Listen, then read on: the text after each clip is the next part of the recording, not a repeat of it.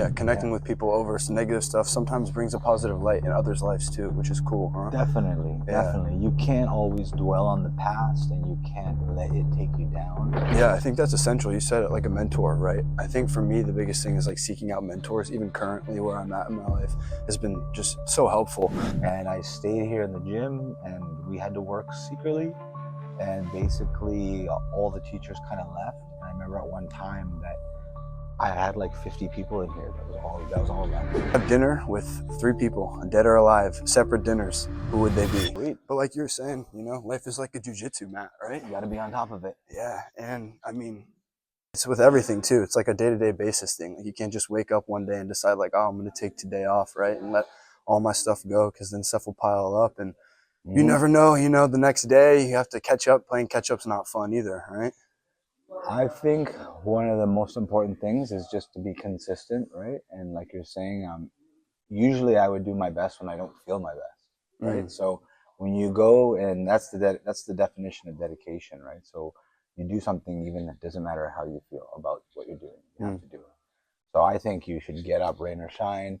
If you don't feel good, you should go to the gym twice as much. You know what I mean? Like it's not like, oh, I don't feel good today, I'm not going to go train, or I don't feel good right now, I'm not going to roll with these people that I know they're going to beat me up because I don't feel good. Yeah. You know what I mean? Like that's one of the biggest avoidance people try to do on the mats is when they don't feel their best, they don't push themselves, right? And that's what we want to break through. We want you to have the confidence to, no matter how you feel, you just show up, you don't make excuses.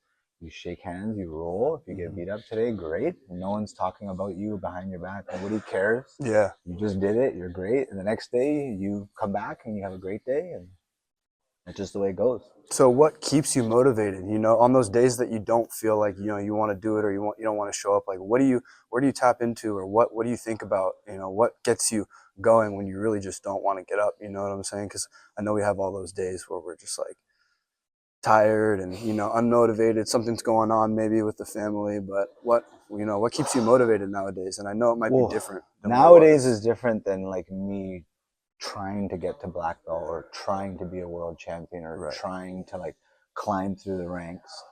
There was a different drive. I'm over 40 now, so my motivation is, I've gotten this far, and I'm so grateful that I have what I have because of jiu-jitsu. So for me, I'm very motivated because I love what I do, and some people don't love what they do, right? So if I can say, wow, like, you know, when I first started jiu-jitsu, it wasn't a good investment. It wasn't good to do it. It was like looked down upon. Yeah. You know, like 20 years ago or plus, people were like, don't do that. Like, go to school, do this, do this.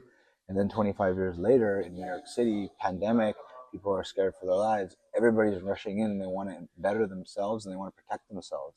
So now my skill is like it's like a plumber or a doctor, or like however kind of you have a skill that no one can take from you. And now people want to learn how to, you know, self-empower themselves.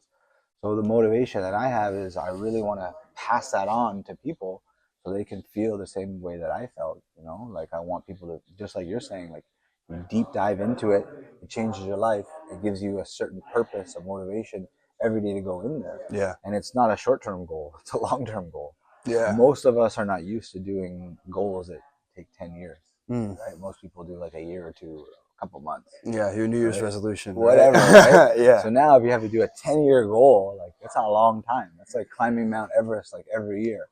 Like it's not easy, you know? So, I mean, people have to be like, oh, I gotta do that. Like, it's a long time. And then the roller coaster of emotions and where you think you should be, and expectation and all the other things is one of those factors that push people away, right? And if you're not strong mentally, or if you don't have someone there, a proper coach or a proper leader or role model, you might just get lost. And that's the majority of people do get lost because they don't have someone helping them. Yeah, I think that's essential. You said it, like a mentor, right? I think for me, the biggest thing is like seeking out mentors. Even currently where I'm at in my life has been just so helpful.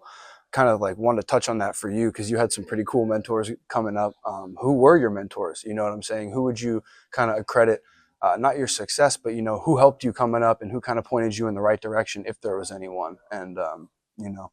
Yeah, well, I mean, my mentors starting, I mean, I have some weird thing where like I'll learn from mistakes pretty well. I feel like I would watch people around me that I would see as being successful, and they would make a mistake, and I'd be like, you know what, like maybe I won't do what they did, right? Right.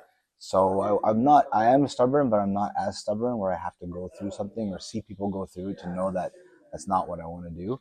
But starting my jiu-jitsu journey and my mixed martial arts journey, just like my coaches, like guys that helped me, and they, you know, like my coach in Costa Rica, Mauro Sergio, he's a black belt from Gracie, the late Gracie. Mauro was my first mentor, and he was my first coach. And then through Mauro, I met the Gracie family, and I met Daniel Gracie, who was just like so nice, and he was like, you know, like what everybody wants to be as a martial artist and a nice guy on and off the mats. That's who Daniel is. Very like selfless, like gives you his time. He gives you his apartment to sleep on the floor. He feed you, you know, like he'd like bring you around, give you work, like literally one of those guys. So he was an amazing mentor. And then meeting all the other Gracie members in the city, right, where I started training, other than Costa Rica, was in the city. Yeah. And then, you know, Igor Gregor and John Danaher and all the old school guys, you know, Black Rob, and just all the guys in that academy that I was taking classes from, and then reading all about all the famous Gracies, and just being motivated by those people. And then I always was very inspired by athletes because I played a lot of sports. So, you know, like Michael Jordan, you just wanted to be like Michael Jordan, or you wanted to be like Deion Sanders, or you wanted to be like all the greatest football and basketball players. And you'd watch their life documentaries, and you'd be like inspired by wanting to do something great. You know, just like them, like, you know what, I can do something great too, right? So that's kind of just drove me to be the greatest that I could at myself. And at that specific time in Costa Rica, there was no MMA. So I basically was part of the first wave of MMA in Central America. And I was Costa Rica's first MMA champion, two-time champion. And then I was like, man, I want to be a world champion. And then I tried to go after Latin American championships. And I tried to go over, I fought in the UFC, and I fought in Canada. And then at 30, I was just like injured and beaten up. And somehow through one of my other good friends, Dennis Kang, who's a fighter, a Canadian fighter, he motivated me a lot. Just like, you know, conversations and this and that, and talking about fighting, because he fought in Pride in the UFC. And Dennis was like, he just helped me get into one championship. And I was already under the impression that 30 you're too old, and that your career was over. Like from 20, I'm thinking, okay, when I'm 30, I'm done. Really? Right? So when I'm 20, I'm like, okay, I got to do this for 10 years. That's it. And then I get to 30, and I didn't feel like I was done, but I was injured and I was done. So I was like, how am I going to do this? And then basically, thanks to Dennis, he kind of pumped me up and got me into one championship. And then I had another 10 years from 30 to 40 fighting in one championship, another 10 fights, another multiple injuries and arm breaks and leg breaks and face breaks and all these things, and coming back from those injuries and still continuing to fight and be motivated. So that's where I'm at now. Now I'm at the same 43 going, okay, I can do it for another 10 years, which is kind of hard because, man, now training hard, you don't, just sleeping it off doesn't help anymore. Right. You know, like my last fight camp was a few years ago, and I would train hard on a Monday and I would be still so sore. The same kicks and punches were hurting the next Monday. Right. Right. Even though I worked out and stretched and did everything, it wasn't like they just went away. Right. You know, like before, you do 3 days a week. You get hit on Monday, you don't even feel it on Tuesday. Yeah, when you're in your 20s, right? In your 20s, yeah. Even into my early 30s, but now in early 40s, I'm not feeling the recovery as fast. I'm also off all types of supplements. I'm a natural fighter. Like, I've never taken steroids as a fighter, and I've taken herbal stimulants, you know, like all the cool longevity, like energetic herbs that, you know, give me the cardio, but I don't have the physical recovery. I do eat a lot and eat well, but I went through a transition. I had got Lyme's disease. So Lyme's disease really wrecked my body. Wow. And then basically having to fight that took a lot out of me. Wow. And almost 2 years later, I feel almost back to myself. Wow. But it was still something that, the way it made me feel, it was like kind of like venom overtaking your body, and you can't control what's happening, and pulsating pains and crippling. It's basically a crippling virus. Yeah. That I was reading about, that they say was man-made after World War I. Interesting. You know, because of mosquitoes that can carry so many viruses. ticks, sand fleas. So Right. it was basically a biological warfare at the time, and they just infected ticks, and it's only in this weird region of America. Right, the Northeast. That's Yeah, it. and I'm not from here, so I'm out in the woods like Tarzan. Let's like, go, and people are Tarzan. Like, people are like, "Be careful with ticks." I'm like, "What is a tick gonna do to me?" Right, this Right? little tiny bug I I did can not barely even see it see. bite. I didn't even know until I felt like I was gonna die, and then I was Really? going crazy. I had it for 8 months without knowing that I had it. And literally, it was making me think I was crazy. I was crazy. I thought I was the crazy people on the streets. Really? Yeah, it was wild. Really? And then basically, I only got checked because I got Bell's palsy on my whole face and arm. Like I couldn't smile. I couldn't use my arm. No And I way. thought it was nerve damage from a punch. So I just left it for 5 months like that. And then it went to the other side of my face. And then basically, my doctor friend was like, "You don't have Bell's palsy, or you don't have neuropraxia. You have Bell's palsy is what you have from a tick." And I was like, "What?" I did the blood test, so it came back I had Lyme disease. So then I had to tackle it like all out nuclear bomb on it, like antibiotics for really hard on me. And then because the antibiotics disrupted everything, I started getting a lot of staph infections because my body couldn't fight off anything. And then basically it's been like that for the last year or so. Even though I want to get back and train staph infections and antibiotics, I got to take antibiotics for the staph infections and not even the Lyme. Right. So It's a constant crazy cycle, but I've been clear of staph for a while now, and now I have a little baby. So the baby is not easy because it's training hard and then having to go home and have energy to be alert is not. Before you can just go take a nap, Right. because Cook you're food, dead, eat, and and just sleep. Right Yeah. now, I'm like, gotta keep this kid occupied and not let him do something dangerous. Yeah, show it love and affection, and Yeah. it wakes up in the night and cries, I'm sure. That's crazy though, man. I did Yeah. not know you had Lyme disease. You said that was only 2 years ago. Well, basically, my last fight was the disaster fight, right? Mm. And that was because of I was kind of preparing and I was going upstate a lot before the last fight. And I didn't feel getting bitten. I got bitten. And then because I traveled to Asia and I cut weight and I didn't sleep, my immune system just shut down. And I got basically tick fever and you get really sick. And then right away after the fight, my face got Bell's palsy. But because I was in a fight, I thought I had like COVID or something else. Right. I didn't know what I had. I just knew that I wasn't feeling good. And I went from running over people, having the best camp in the world. I was going to go run through this guy. Right. And no doubt in my mind, I would have had the best fight of my life because I was feeling so good. To all of a sudden getting there and getting sick and going, "Oh shit, I don't know if I can win anymore." Right? Like I was going to win. And then I went a couple days more and I'm like, I don't even know if I can fight.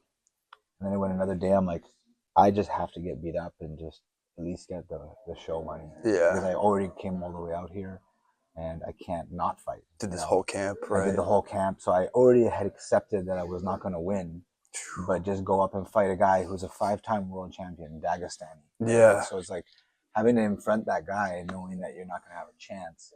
And again, like the guys who watch my fight and friends and stuff, I fended them off for basically 14 minutes, right? And I didn't get split open. I didn't get TKO'd. I didn't get anything. Like they stopped the fight in the last minute because he checkmated me and I wasn't able to get out. Mm-hmm. But I was fighting at 10%, 15% of my battery.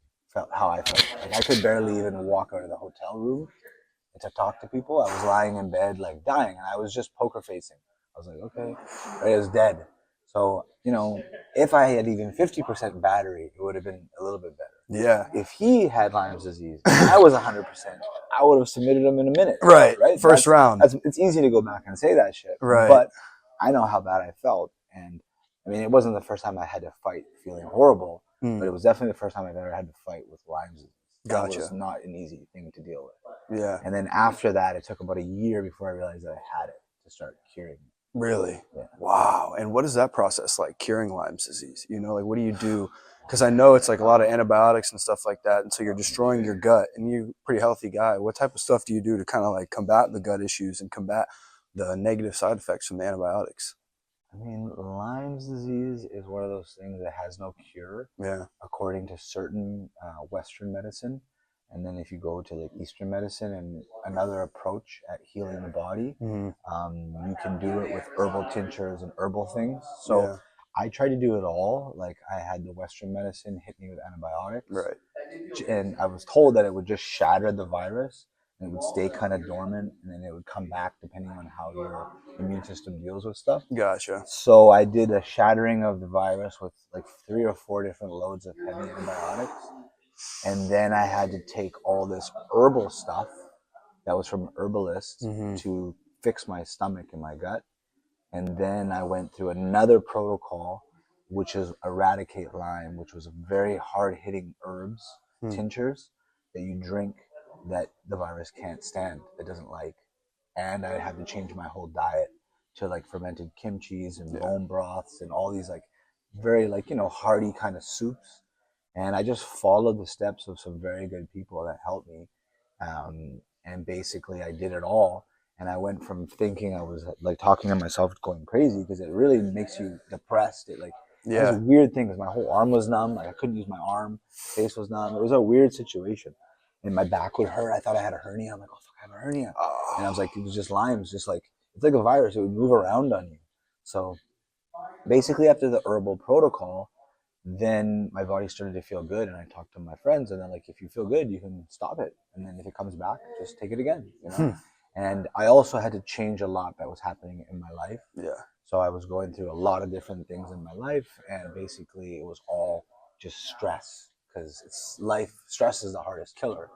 So if there's all these things happening in your life, you know, I just lost my biggest fight that I was trying to win. I lost the fight, and then I had to get arm surgery for like the 3rd time. And I had broken my arm a couple times, and it was in a lot of pain. So I had a surgery. Then I'm taking stuff for the arm, and I fucking broke my face, and it's like it just adds up, you know? And that's when if you're not strong mentally, which.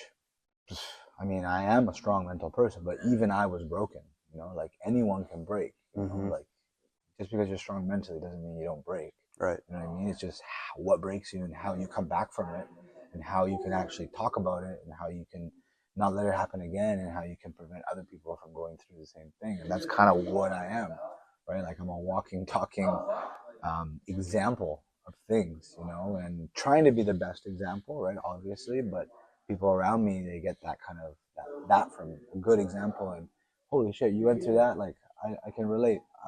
I'm going through some bad shit. Let's go. Yeah. You know, and that's kind of what happens. That's awesome. Yeah, connecting with people over some negative stuff sometimes brings a positive light in others' lives too, which is cool, huh? Definitely. You can't always dwell on the past, and you can't let it take you down, and you can't let your pain and sorrow from maybe someone that you lost or a loved one or anything, drug addiction, it takes you down, right? So you have to separate yourself from that time and move forward and try to let that not occupy space in your head, you know? Yeah. Because your brain could be thinking about the past all day long or the future. Like most people are in the future or the past. And I feel like one of my good abilities is to just be in the moment. Yeah. And jiu-jitsu is definitely makes you be in the moment. So that's why I just took off and I just spent 10 hours a day on the mats, teaching, you know, and training, because you can't think about anything else but the moment. And then you get off the mats and you're like, everyone's calling you, have 100 messages, your family, you're this, you're like, going back to the gym, you know? Right. And then the weeks just fly by, you know, and then before you know it, you've been doing jiu-jitsu for a decade. It's crazy. Yeah. How long have you been doing? You said you've been training 20 years now. Yeah, well, basically, I started my first time I knew about Brazilian Jiu-Jitsu was when I was a kid in Vancouver. I grew up in Vancouver, Canada, and Costa Rica. And this was like in 1998, 99. Like I was doing another type of Japanese Jiu-Jitsu. And then I moved to Costa Rica after high school. So in 2001, I started doing Ryan Gracie Jiu-Jitsu. And that was the first gym that I went to, 2001. And then basically from that day was every day, all day. So it's been around 24 years. Wow. It goes a long time. It goes fast. And now I have students that are black belts, that have students that are already like brown belts. Yeah, that's amazing. Like I'm a great grandpa already. It's awesome though. You can see, you know, your little like seeds blossom into flowers, right? It's been a long time. And now I ended up in Brooklyn, you know, thanks to my coach Daniel and knowing the Renzo Gracie and the whole family. I got put here, and you know, 7 years later, you know, this is an amazing facility, and it's one of the biggest definitely that Renzo has in this area. Come on, like we're in Brooklyn and we have multiple floors and music, and it's a lively place. Yeah, it's huge. It's beautiful. You guys have weights up here too. We got the space for everybody, and it's cool. So I'm really a fortunate person that I get to meet so many amazing people that are in this gym too that I wouldn't have met, and they become your friends and your students and your family, and now you have some people that were beginners and now they're hooked and they're purple belts, brown belts. Yeah. And I've seen purple belts go to black belt here, so yeah, it's pretty good. Yeah, that's awesome. Yeah, for those that don't know, just kind of give them a background. Like, you came up and you were training with Daniel and Gracie. So what was that like, being in the room with those guys and just, getting those rounds in early too? I think were you a blue belt when you first met those guys, or? So basically, I never trained with Gracie. Okay. But I trained in the room with all that generation. Right. That was like not the first generation of New Yorkers, because there's a first generation of New Yorkers. I was training in Costa Rica with my teacher, Mauro Sergio, who was a Gracie and a Daniel Gracie student, right? So his team, same lineage, same jiu-jitsu. When I was in New York the first time as a blue belt, the room was like Daniel Gracie and all the Gracies, Igor, Holles. I saw a lot of the guys first come here, like legends that first came to New York in the gym. Like, wow, I got to be in a room even with John was there. Like, all the rooms are amazing rooms. Like, David Branch and all the old school black belts that are, we're old school now. I'm not even, the people at the gym don't even know who I am because I'm come and gone and I'm over here now. Right. But yeah, I mean that I watch all the old documentaries and the movies, and it's like I was in that era too. Yeah. But a younger kid, not at that level, of course. Right. But like I remember just getting smothered and tapped out by Igor and Gregor and Henzo, and like all these guys would just be like, okay, let's go, side control, boom.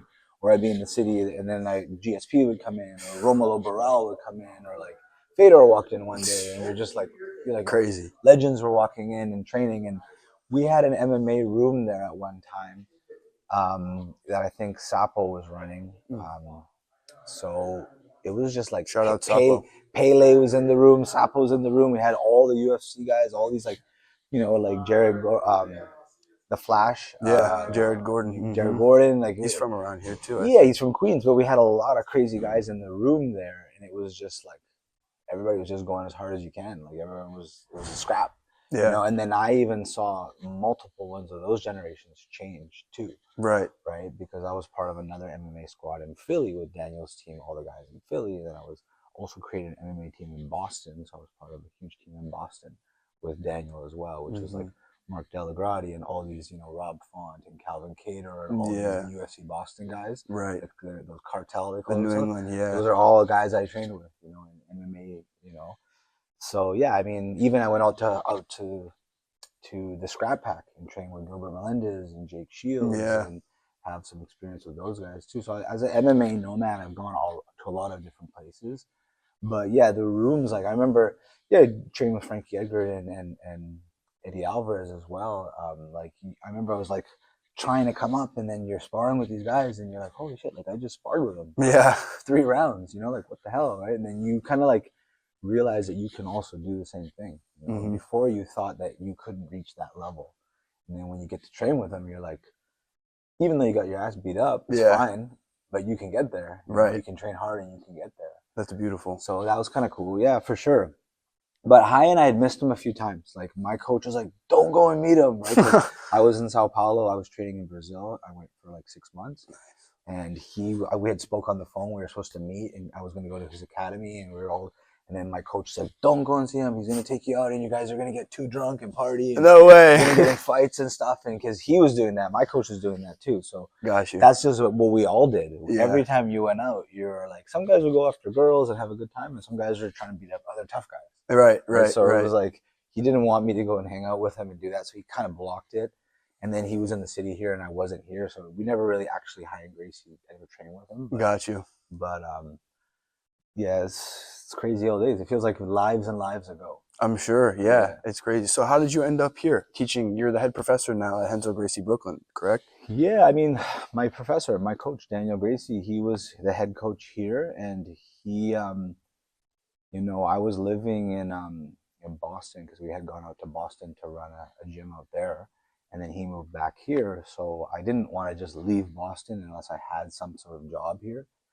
And I was going to work at Edge Wrestling in Jersey because some of my friends they were the head coaches and wrestling coaches at Edge Wrestling. And I was training with them for my fight career, for my MMA career. So I actually got an apartment. I got a little room in Jersey City, and I was going to work in Hoboken. And then my coach was like, listen, I can get you a job in Brooklyn. And it wasn't really like, nobody really wanted to come here really, because the city was the best place to be. Right. So this one wasn't as big, you know. This is, 8 years ago or something. I think I've probably longer than I think I've been. I don't even remember. I've been here on a couple working visas already. I'm on my third working visa. So it's been around like 7 That's or 8 crazy. years. I don't remember, right? But it was kind of like, no one really goes to Brooklyn, but we got you a job. Don't worry. Right. And then, Brooklyn's awesome. And then we just started getting different teachers coming and going too. Like we have a big coaching staff here. Mm-hmm. And during the first kind of breakdown in the pandemic, everything had to shut down, right? And a lot of people left the gym. Really? A lot of students left. A lot of black belts went to do their own stuff. They also left. And I don't really necessarily I didn't want to just run away because I'm a Canadian, Costa Rican. Like, I didn't need to live here either. Right. Like, in Canada, people were getting $2,000 a month stimulus or something, and people live like that for like 2 years. They're getting money to just sit around. Like, here, people got like maybe 2 or 3 checks, small ones. Yeah. Right. And everyone in Canada was like, bro, come to Canada, you can get money. We're living good over here. And I was like, I just didn't want to abandon what I had started here and who I was working with. And I'm not kind of one to, shit goes down. Like the first day of the pandemic, funny enough, I had never watched The Walking Dead. So I started watching The Walking Dead. That was like my first thing I did when the pandemic started. Zombies took over the world. And I was like, and I just felt it as like a thrill. Like, okay, how are we going to overcome this hardship? And I stayed here in the gym, and we had to work secretly. And basically all the teachers kind of left. And I remember at one time that I had like 50 people in here. That was all left. Wow. We had our max here is about 700 people. Wow. I think. Wow. And that's only here, but we do have like people that go to the city in 3 different gyms that we all are part of the same. Right. But our own core group was pretty big at one time. We went down to like 70 or 40 people, something small. That's crazy. Right? And, that's crazy. And then I remember people were breaking. And I had opened up it just to spar MMA. So regular people who never did MMA were fighting, and they were just releasing their stress and their fears. And then they kept telling me, they're like, man, Tarzan, we needed this. We needed this. Thank you for being here, right? And I kind of felt like I was helping the last few people that didn't have anything left, that stayed, to kind of just keep it going, And there's a couple other teachers too. And I feel like through that, and also being, one of the highest ranking black belts we have now, and people left and this and that, and I would say I'm pretty consistent, right? And I'm always here. So yeah, I was, awarded through my coaches and people. They're like, okay, you're the guy that we're gonna, we're gonna like ask you for this and this and this and this. It's your advice that we're gonna take. It's awesome. So it's kind of cool. I mean, I always get put in those positions. Everywhere I go, I seem to get put into like kind of the head coach position. The leadership position. Yeah, I don't even want it. I'm following my coach. I'm following someone else because I want to learn. Yeah. I want to be told what to do. I don't want to have to tell everybody else what to do. Right. Because there's a lot of like things like people don't like being enforced anything. No. So you tell me don't do this, you tell me don't do that. They don't like that. Right. So a leader sometimes has to enforce things that are important, right? Right. And it might come down as me being like a jerk, but I'm not trying to do something that I wouldn't do. I'm just trying to uphold our values and our things. So it's a difficult academy to keep everything under order because it's in Brooklyn, it's in New York City. It's kind of a metaphor for like the subway system. Like people are jumping over that, going through. Sometimes the cops stop people, sometimes they don't. Sometimes there's fights, and like I can't tell everybody how to do everything because it's so crazy. Like I can't enforce every rule. Right. So I just try my best, Take care, brother.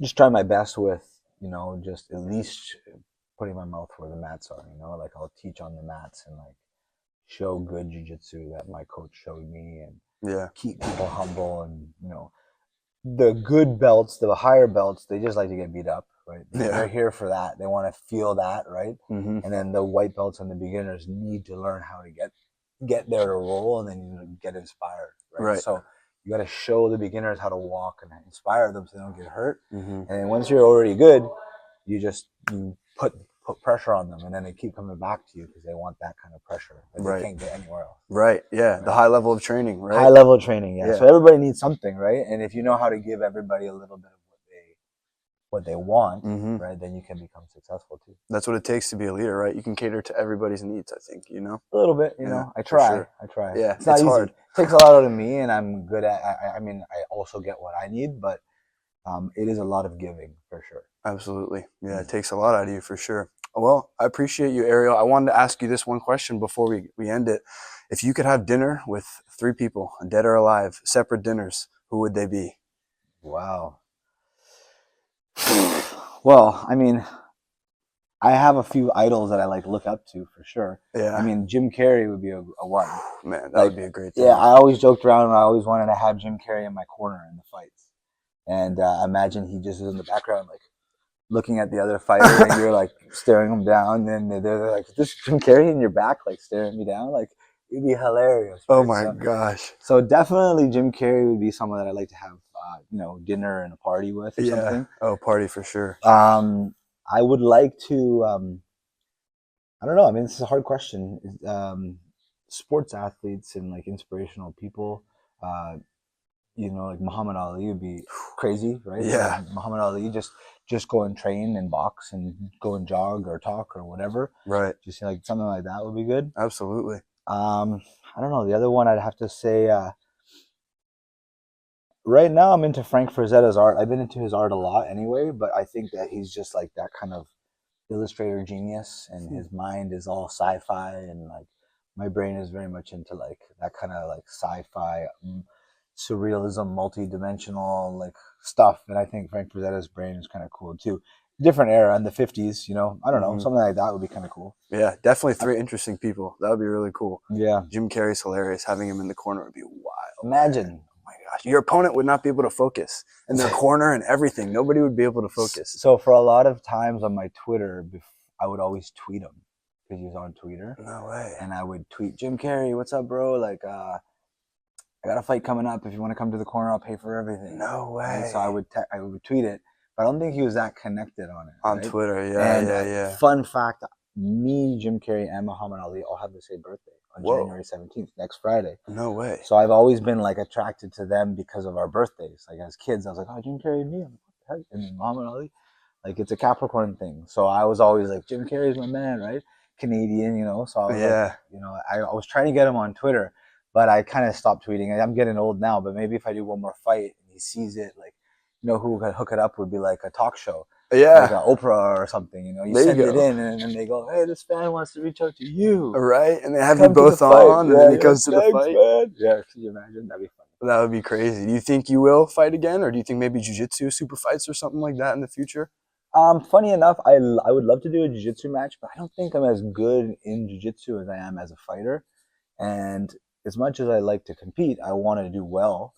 So as thinking strategy, I rather go fight someone rather than grapple someone. Mm-hmm. But grappling will happen when I officially don't want to fight anymore. Yeah. But when I still have that hunger to fight, I just need to prepare properly. I still do have fights left on contract with one championship. Awesome. And I would love to get a win in my 40s. In my next fight would be a win.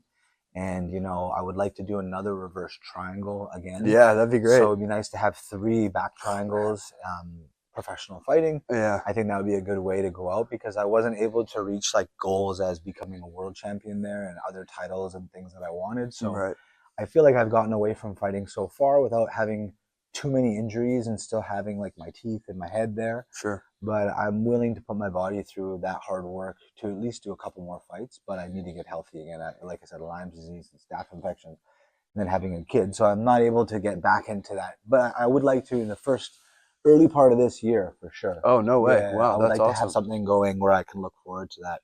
Running the mountain again for sure. That'd be great, man. We'll be tuned in for sure and full supporting for sure. Hell yeah. Thanks, man. Absolutely, brother. Tell everybody where they can find you at Instagram, whatever you do. So I'm I have an Instagram, Tarzan CR, basically across the board. That's for everything. That's my Venmo too, right? Hit him with some bucks. Hit me with something right now. Yeah, I'm just yeah. saying. Tarzan CR everywhere, and I'm doing tropical retreats, jiu-jitsu retreats in Costa Rica, like 2 to 3 times a year. So if you want to go down to Costa Rica and learn jiu-jitsu, you can always look me up on Instagram, or you can email me at my name, arielsexton@gmail.com. So you can do retreats with me. And then I'm also in Brooklyn, part-time right now, but you'll always see me around here at Renzo Gracie Brooklyn. And it's a great place, and you can get a class on me too. Come drop in. And yeah, All right. that's it. Tarzan CR on Instagram, guys. Tropical Tuesdays. Tune in. Tropical Ariel, Tuesdays. thank you, brother. Thank you. Appreciate you, man. Till Awesome. next time. Awesome.